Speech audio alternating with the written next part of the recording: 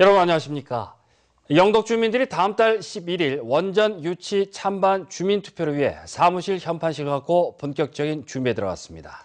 주민들은 투표 결과를 토대로 원전 유치 반대에 나설 계획인 반면 정부는 계획대로 원전 건설을 추진하기로 해 갈등이 이어질 것으로 보입니다. 보도에 김철승 기자입니다.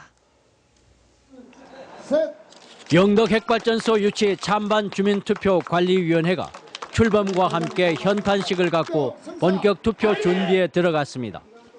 주민투표관리위원회는 예정대로 다음 달 11일 투표를 하기로 하고 찬반 설명회도 열기로 했습니다. 투표관리위원회는 지난 2010년 12월 영덕군이 산업부에 신규 원전 유치를 신청했으나 이 과정에서 사망 군민의 의사를 확인하는 과정이 없었던 만큼 절차적 하자가 있다고 주장했습니다. 당시의 군수와 군의회가 주민의 의사를 정확히 반영하지 않은 채 그 유치 신청을 하게 됐습니다. 그것이 이제 올바르지 않았다는. 하지만 투표 준비가 호락호락하지만은 않습니다. 우선 영덕군이 주민투표에 동의하지 않고 있어 투개표소 확보와 관리가 어렵고 투개표 관리 인원 확보와 8천만 원에 이르는 관리 비용 그리고 투표율도 부담입니다. 최소한 우리가 주민의 뜻을 물으려면 한 50% 이상 돼야 된다고 생각하기 때문에 50% 이상을 목표로 하고 있습니다. 지난해 실시된 3척의 주민투표에서 원전 유치 반대는 85%. 주민투표관리위원회는 영덕에서도 반대가 높으면 원전 유치 백지화에 나선다는 입장입니다. 하지만 정부는 주민투표는 법적 효력이 없는 만큼 계획대로 영덕도는 3척에 신규 원전 2기를 건설하고 신고리 7, 8호기를 영덕으로 옮겨 건설하기로 해서 갈등은 이어질 것으로 보입니다. MBC 뉴스 김철승입니다. 영덕군은 이희진 군수의 공약 사항이자 열린 행정과 주민 참여를 실현시킬 영덕발전소통위원회를 창립했습니다. 소통위원회는 당연직으로 공무원 4명과 직능별, 지역별 위원 53명으로 구성됐으며 위원장에 김수광 전 경북도의회 의장 등 지역 경제와 문화관광 등 부문별 분과위원장도 선출했습니다. 영덕발전소통위원회는 영덕의 다양한 현안과 갈등을 해소하기 위해 구민들의 의견들을 모아 군정의 조언자로 역할을 하게 됩니다. 황룡사 9층 목탑을 각각 음각과 양각으로 형상화한 경주 보문단지의 경주타워와 중도타워가 전통 혼례를 올리는 행사가 오는 16일 열립니다. 경주시는 두 탑의 결혼식을 앞두고 신랑과 신부 측 혼주로 경주시장과 동국 대표 등이 참석한 가운데 오늘 제작 발표회를 열고 양가 상견례를 치렀다고 밝혔습니다. 16일 홀례 날에는 두 타워 사이 500m 구간에 청사초롱을 달고 신라 고치대와 함진아비, 가마꾼 등 500명이 참여해 신라시대 초행 행렬을 재현할 계획입니다. 한민족 경제인들이 한자리에 모이는 제14차 세계 한상대회가 오늘 경주 하이코에서 개막했습니다. 이번 대회에선 제품 전시와 포럼, 1:1 상담 등 다양한 맞춤형 프로그램이 이어집니다. 장미쁨 기자입니다. 국내를 비롯해 세계 곳곳에서 활동하는 경제인들이 한자리에 모이는 세계 한상대회가 처음으로 경주에서 열렸습니다. 올해로 14번째 열리는 이번 대회는 한민족의 자존심, 세계로 뻗어가는 한상이라는 슬로건으로 열립니다. 국내 청년의 해외 취업과 글로벌 네트워크 확대 등 세계 시장으로 외연을 넓히자는 의미가 담겨 있습니다.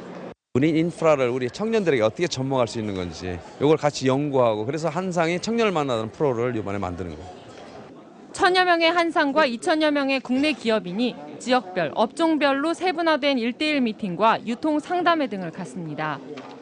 기업 전시회에는 260여 개 업체가 참여했고 지역의 우수 기업과 제품이 소개되고 있습니다. 경북 지역 중소기업 공동 브랜드 신라리안관과 관광홍보관, 농수산 특산품 전시관 등이 운영됩니다. 전 세계에서 활동하고 계신 상인분들이 한자리에 모이는 장소잖아요. 그리고 저희 제품이 이런 곳에 나와서 출품하게 되어서 저희로서 많이 기쁘고 좋습니다. 또 포항 창조경제혁신센터와 산업단지, 불국사 등 문화재와 엑스포를 둘러보는 지역 투어와 투자 유치 설명회도 마련됐습니다. 문화관광도시 이곳 경주에서 지역과 세계를 아우르는 경제 협력이 논의되고 있습니다. MBC 뉴스 장미쁨입니다. 포항시가 오는 15일까지 3일간 경주 화백 컨벤션 센터에서 개최되는 제14차 세계 한상대회에 참가해 포항 세일즈에 나섭니다.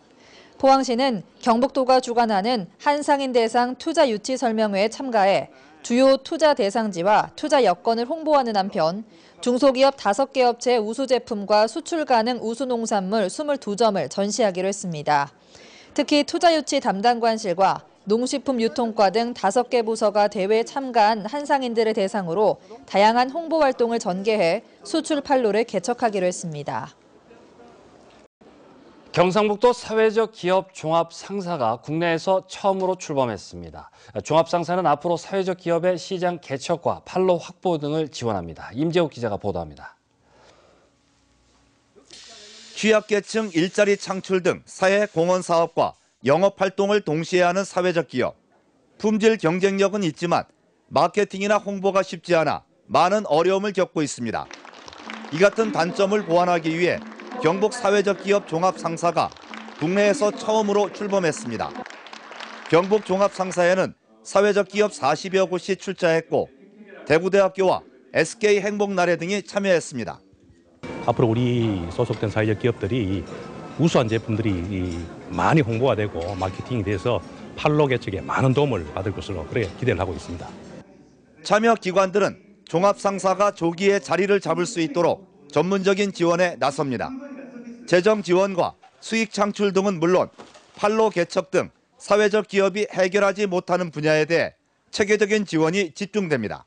정말 필요한 부분에 필요한 제품들을 공급하고 또 개발하고 또 교육, 홍보, 마케팅 이런 모든 것들을 종합해서 지원해주는 그래서 장기적으로는 사회적 기업이 지속 가능한 경제 조직으로 발전해 갈 수 있도록 돕는 역할들을 종합상사가 하게 되겠습니다.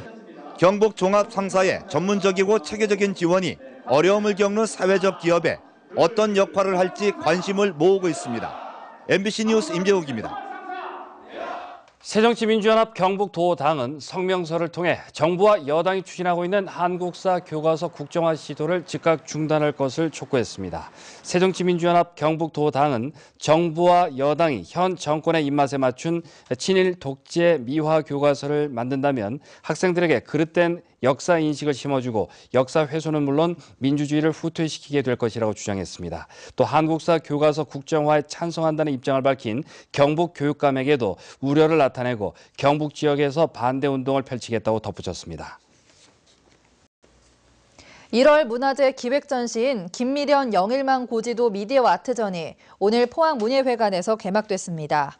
이번 전시회에는 영상 설치 작품이 실내외에 각각 한 점씩 전시됐고 영일만 바다 풍경을 담은 특수 인화기법의 사진 작품 17점이 실내 벽에 전시됐으며 쇠밥을 활용한 영일만 고지도도 바닥에 설치됐습니다. 실내 전시는 오늘 18일까지 문예회관 2층 전시실에서, 실외 전시는 1월 문화재 개막 날인 오늘 16일부터 22일까지 해도공원에서 전시됩니다.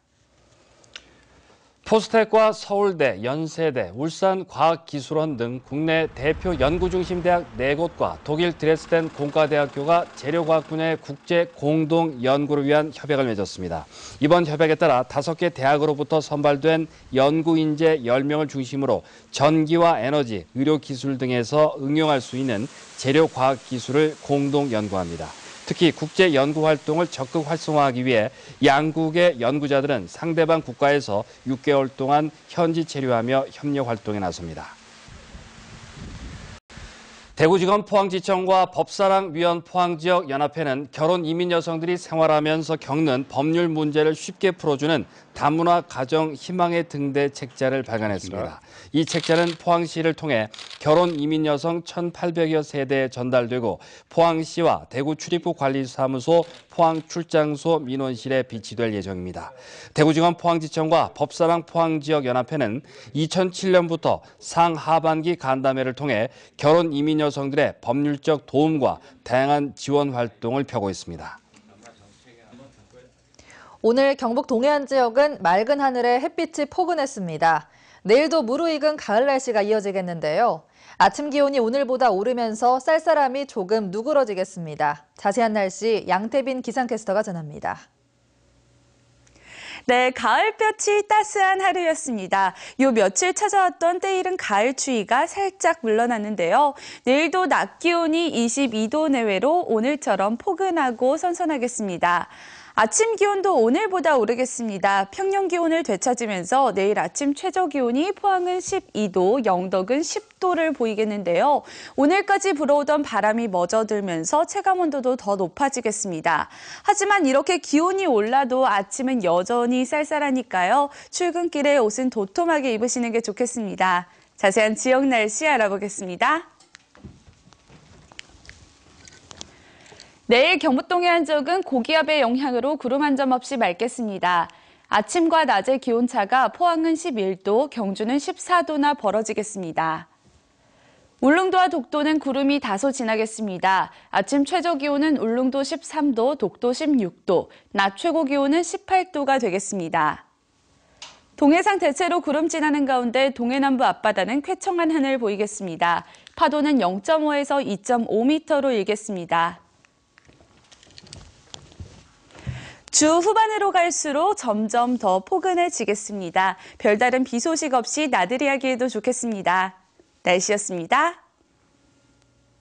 경상북도는 오늘 제96회 전국체전 선수단 결단식을 갖고 선전을 다짐했습니다. 경상북도는 이번 대회에 47개 전 종목에 1,700여 명의 선수를 출전시켜 지난해 차지한 4위권 이상의 입상을 목표로 하고 있습니다. 이번 전국체전은 오는 16일부터 22일까지 강원도에서 열립니다.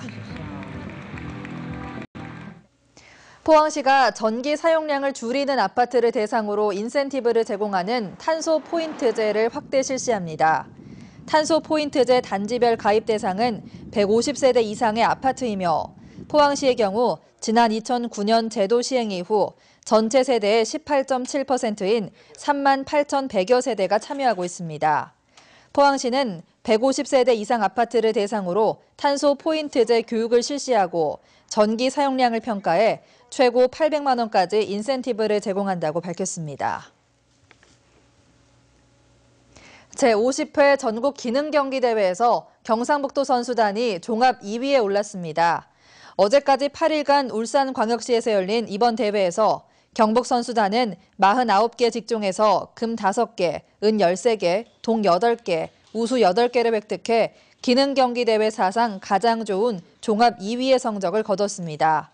이에 따라 경상북도는 국무총리배 트로피를 수상했고 학교별 평가에서 신라공업고등학교는 8명의 수상자를 배출해 금탐 트로피를 받았습니다.